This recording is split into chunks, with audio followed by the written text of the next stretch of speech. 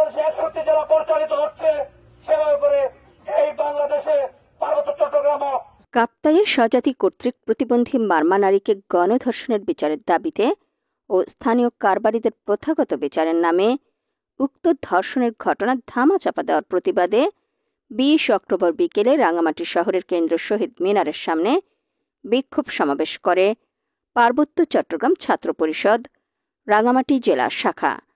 বিক্ষোভ সমাবেশে পিসিসিপি রাঙামাটি জেলার সভাপতি তাজুল ইসলাম তাজের সভাপতিত্বে ও সাংগঠনিক সম্পাদক পারভেজ মোশাররফ হোসেনের সঞ্চালনায় এতে বক্তব্য রাখেন পিসিসিপি রাঙামাটি জেলার সাধারণ সম্পাদক মোহাম্মদ আলমগীর হোসেন, ৩৫ কাঠুরিয়া স্মৃতি সংসদের আহ্বায়ক শাখাওয়াত হোসেন, পিসিএনপি রাঙামাটি জেলার সাংগঠনিক সম্পাদক মোহাম্মদ হুমায়ুন কবির সহ বিভিন্ন স্তরের নেতৃবৃন্দ। আপনারা এখানে শান্তি চান না, সম্প্রীতি চান না। আমি কিন্তু পার্বত্য চট্টগ্রামের সব উপজাতি ভাই যারা রয়েছে আপনাদের সবাইকে বলছি না, আমার প্রতিবাদ, আমার আন্দোলন এবং আমার সংগঠনের আন্দোলন সবসময় এখানে সদস্য সংগঠনের বিরুদ্ধে, এখানে যারা খুন, খুব চাঁদাবাজি, রাহাজারির সাথে জড়িত রয়েছে তাদের বিরুদ্ধে।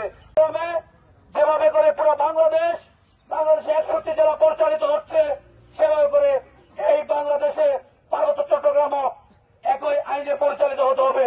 বিক্ষোভ সমাবেশে পিসিসিপি রাঙামাটি জেলার সভাপতি তাজুল ইসলাম বলেন, রাঙামাটির কাপ্তাই উপজেলার চিতমরম ইউনিয়নের চংড়াছড়িমুখ এলাকায় এক প্রতিবন্ধী মারমা নারীকে স্বজাতি ৩ যুবকের হাতে ধর্ষণের অভিযোগ উঠেছে। ধারাবাহিক যৌন নির্যাতনের ফলে ওই নারী বর্তমানে ৫ মাসের অন্তঃসত্ত্বা। এই বাচ্চার দায় কে নেবে? এই বাচ্চার অভিভাবক কে হবে? অভিযুক্ত ৩ জন হলেন অনুচিং মারমা, কালা মারমা ও মং উ মারমা। এ ঘটনায় গত ১৭ অক্টোবর স্থানীয় প্রথাগত রীতিতে একটি সামাজিক বিচার অনুষ্ঠিত হয়। সেখানে অভিযুক্ত ৩ জনকে ভিকটিমের জন্য মোট ৩ লাখ টাকা এবং সমাজের নামে শূকর ক্রয়ের জন্য অতিরিক্ত ৩০,০০০ টাকা জরিমানা করা হয়।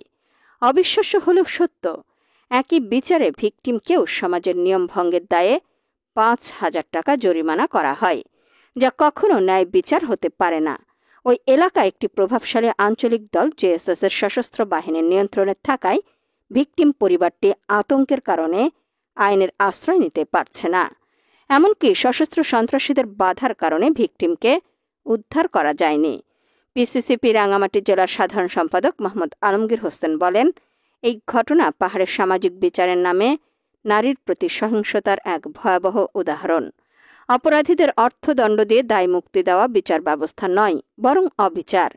এই নৃশংস ঘটনার পরও পাহাড়ের প্রভাবশালী উপজাতি সংগঠনগুলো ইউপিডিএফ, জেএসএস কিংবা কেএনএফ কেউই কোনো নিন্দা বা প্রতিক্রিয়া জানায়নি। ইএনএন, মাইকেল চাকমা সহ তথাকথিত সুশীল চেতনাবাজরা সবাই চুপ। এখন তাদের চেতনা দাঁড়ায় না, প্রতিবাদ আসে না তাদের কণ্ঠে।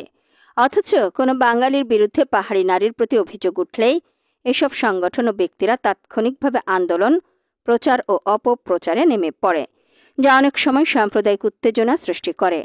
খাগড়াছড়িতে মিথ্যে ধর্ষণের ইস্যু নিয়ে সাম্প্রদায়িক সহিংসতা ছড়িয়ে দিলেও রাঙামাটিতে মারমা প্রতিবন্ধী মেয়েটি প্রকৃতপক্ষে ধর্ষণ হলেও সকলেই চুপ।